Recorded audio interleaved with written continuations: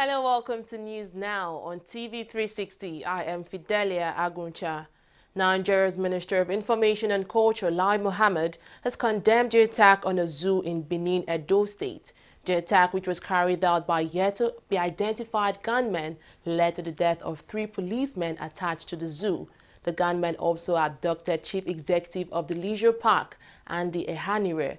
In a statement, Mohammed condemned the attack, describing it as a big blow to the ongoing efforts to lift the tourism sector in the country. He, however, assured the government will step up security in all the tourist sites across the country in order to prevent a recurrence. The minister also asked the police to ensure the rescue of Ehanire.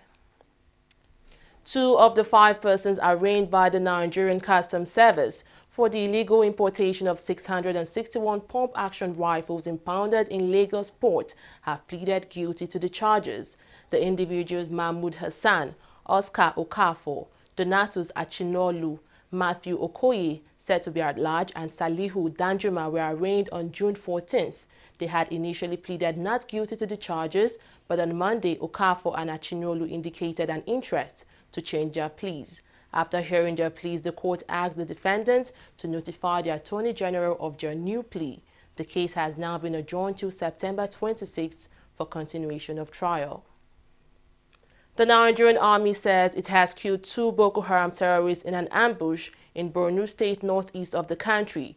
In a related development, the army also says its troops have discovered an improvised explosive device along Bama-Aulari Road. It was, however, safely detonated by the explosive ordnance device team attached to the patrol team. The army also arrested a suspected physically challenged Boko Haram terrorist informant, Audu Usman, at Durumbaga, northern Borno State. The Chief of Air Staff, Air Marshal Sadiq Abubakar, says the Nigerian Air Force is expecting new fighter aircraft from no fewer than 4 countries to boost its capabilities. He listed the countries as Russia, the United States of America, Pakistan, and the United Arab Emirates. Abubakar, who identified the NAF challenges as insufficient aircraft and low aircraft serviceability, said his men were working towards more effectiveness to meet the security needs in Nigeria. The Nigerian government will commence trial of Boko Haram suspects in military detention from October 2017. A statement from the Federal Ministry of Justice said the cases will be speedily handled and will commence on October 9th. According to the ministry, the detainees, numbering over 1,600, will be assigned defense counsels by the Legal Aid Council. The cases will serve as landmark in the anti-insurgency war, which has been ongoing since 2009. Since the insurgents were dislodged from their stronghold in Sambisa, hundreds of them have surrendered to the Nigerian army, while dozens of others were arrested by the military. The Nigerian government has insisted it will not change its position on the Indigenous People of Biafra despite opposition from the United States and the European Union. The government had last week secured a federal high court order prescribing the activities of the group. However, the European Union and the United States government have both criticized the position, with the U.S. saying it does not consider IPOB a terrorist organization. However, the Nigerian government, in a statement through the Special Advisor to the President on Prosecution, Okoye Obono Obla, says the position of the international community is inconsequential. A former secretary to the Oyo State government, Sarafadeen Ali, escaped death on Monday morning when unknown gunmen attacked the Olubadan Palace in Ibadan, Oyo State. Ali escaped death by the whiskers alongside 3 other journalists who were at the palace to cover the installation of 4 local chiefs by the Olubadan Saliu Adetunji. The shooting, however, did not stop the coronation inside the palace. The Olubadan chieftaincy review had been a subject of protracted crisis in recent time, particularly between the Olubadan and the Oyo State governor, Abiola Ajimobi. Last week, the Olubadan sued the governor over what the monarch called illegality of the chieftaincy review of Ibadan land.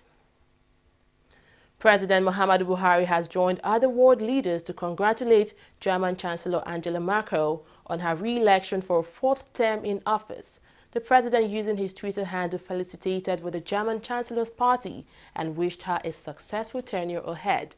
Buhari described the victory as another opportunity to sustain the legacy of good work.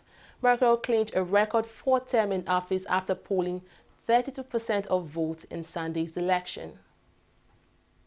The commander of the Royal Jordanian Air Force, Major General Youssef Al-Naiti, is in Nigeria on a one-week-long working visit. The visit, which is at the invitation of Nigeria's Chief of Air Staff, Air Marshal Sadiq Abubakar, is aimed at further exploring areas of possible collaboration between the RJAF and the Nigerian Air Force. While in Nigeria, the top military officer from Jordan will pay a courtesy call on the Minister of Defense, the Chief of Defense Staff, and the Chief of Army Staff, all in Abuja. In addition, he will visit several Air Force bases, including the ones in Kaduna and Lagos states.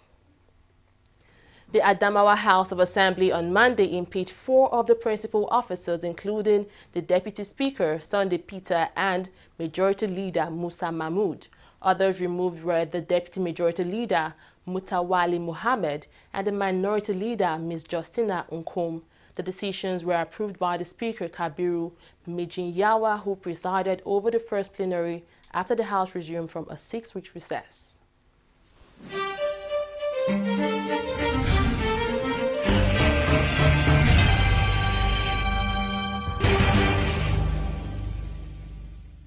Corruption not in my country. Hello, Alahaji. Right now I'm in Abuja.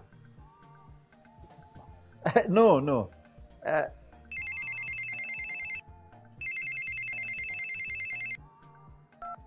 Hello, Adamu.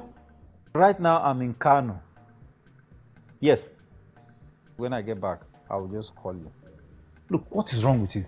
I'm talking on the phone and you are gesticulating and doing. What's wrong with you? Daddy, where exactly are we as we speak? Are you alright? This is Lagos. Well, you just lied to someone that we're in Abuja. Keep quiet. Who told you you can tell an elderly person is lying? Daddy, you just lied. And by lying, you're raising corrupt children for the future of Nigeria. That is corruption, not in my country. Corruption not in my country.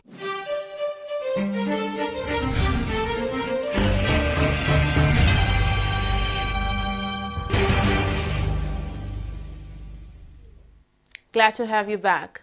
The Nigerian Naira is seen trading at 366 against the US dollar at the parallel market. The rate, which is higher than the 367 of last week, comes on the same day the CBN holds its Monetary Policy Committee meeting. Announcement from the meeting is expected on Tuesday. The bank has retained the country's benchmark interest rate at 14% for the past year.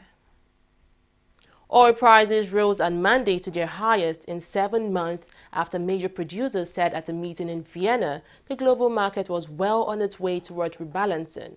Brent crude was up 35 cents at $57.21 a barrel, while US crude was down 8 cents at $50.58 a barrel. OPEC's production cuts have been met with rising U.S. shale oil output, which has tempered the rise in U.S. oil prices relative to the increase in Brent futures. U.S. President Donald Trump has expanded his controversial travel ban to include people from North Korea, Venezuela, and Chad, citing security concerns. According to the White House, the new open-ended restriction follows a review of information sharing by other countries. Iran, Libya, Syria, Yemen, and Somalia remain under the travel ban. Sanctions previously placed on Sudan were lifted. Japanese Prime Minister Shinzo Abe has called for an election a year early and will dissolve parliament on Thursday. Abe said he was seeking a fresh mandate to overcome a national crisis amid rising threat from North Korea. His decision comes amid rebounding approval rating after a record low this summer, with the opposition largely in disarray. Abe did not set a date for the vote, but Japanese media suggests it will be on October 22nd. Moving on to sports now, former Green Eagles midfielder Segun Odegbemi is urging Nigerians to come out in support of the Super Eagles' quest to secure a place at the World Cup next year. The Eagles will take on Zambia in Oulu in what will be their 5th match of a 6-game qualifying round. Victory in that match will guarantee a place at Russia 2018. The game is scheduled for October 7, 2017.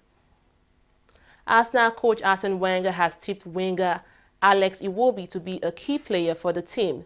The Frenchman says there is more to come from the Nigerian and urged fans to assert caution in their criticism of him.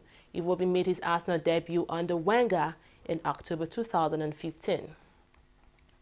Jose Mourinho will not face any further action from the FA after he was sent to the stand against Southampton on Saturday. The Manchester United boss was given his marching orders just before the final whistle of the 1-0 win at St. Mary's, when he began to creep onto the pitch to shout at his players to get back into position. It appears fourth official Mike Jones passed on Mourinho's encroachment to the referee, who then promptly sent the Portuguese to the stands. But football chiefs have now decided not to punish Mourinho after his side had fought 1-0 victory. Well, that's all on news now. Thanks for watching. I am Fidelia Aguncha.